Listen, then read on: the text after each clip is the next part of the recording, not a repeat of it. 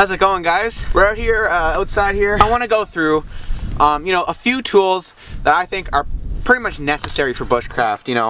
Anything you're doing out there in the woods, these things I think will come in handy. I just want to say, my version, I guess you could say, of bushcraft may differ from yours. Your guys' opinions will obviously differ from mine in terms of the necessary tools, but I think the tools that I'm about to go through are the things that you need to be able to go out there and have, decent time doing bushcraft, making forts, stuff like that. And it all differs from everybody. A lot of people don't even need a knife. They can do everything they need with an axe, but I like having a knife. It just gives me other options, basically. First thing we're going to talk about is a bag. I think everybody should carry a bag when they're out there. Obviously, it's pretty self-explanatory what a bag does for you, but it really just helps you to be able to carry all your items, pack back stuff, materials to be able to, make fires. You can put, some kindling in here. If you're traveling to another area and you just happen to, find some good kindling or some tinder or something, then you can put it in the bag. You can fit your tools in here too.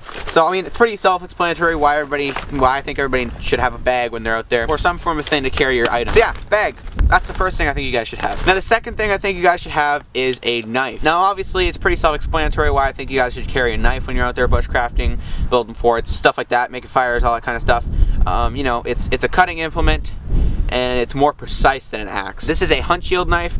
I also have this one right here, which is just a basic little, I guess you could just call it a bushcraft knife.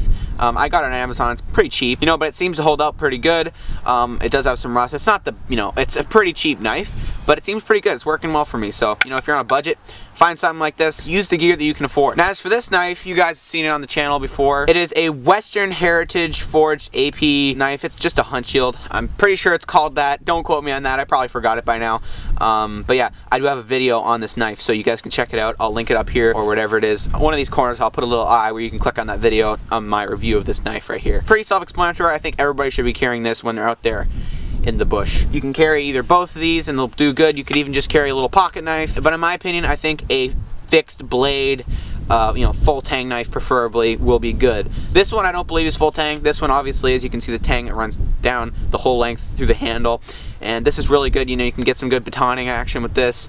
Good for splitting, small, splitting kindling and stuff. But yeah, knife. That's the second thing I think everybody should be carrying. I'll put the sheath on this so I don't stab myself really quick. Now the third thing is an axe. Like I said before, some people, can do pretty much everything with an axe. They don't need a knife. But for me, an axe is nice, for chopping down, saplings and, trees if need be. And, for splitting firewood and stuff like that, it's really good for. This one that I have is just a Garant brand. It's a Canadian brand, I believe. And, but yeah, it's nothing fancy. I am, hopefully going to be upgrading to a little bit of a fancier axe here in the, hopefully near future. But yeah, it's pretty basic. This one's gone through quite a bit of use right here. It also comes in handy for pounding in posts, stuff like that. If you're building your shelter, you need to pound in some stuff. But yeah, third item, an axe. Now the fourth item is like some kind of fire starter. Now I used to carry a like a ferro rod type of thing, and I am still gonna get another one. I just don't have one at the moment. So lately I've been using matches.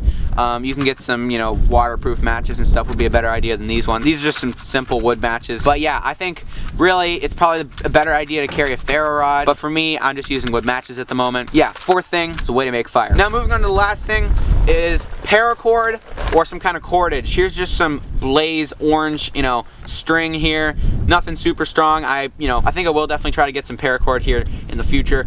But I've been doing, quite a bit of stuff with this string cordage stuff. So I don't think it's super expensive. Some type of cordage is going to come in handy whenever you're trying to build your shelter, for securing things. There's tons of uses for cordage out there in the bush. But that's it. 5 things that I would recommend for the beginner bushcrafter, or just the basic things that I think everybody should have. Thank you guys for watching. If you enjoyed the video and you want to see more, please make sure to like, subscribe.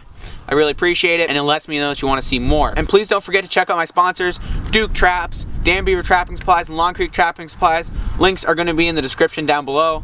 But other than that, we'll talk to you guys in the next one.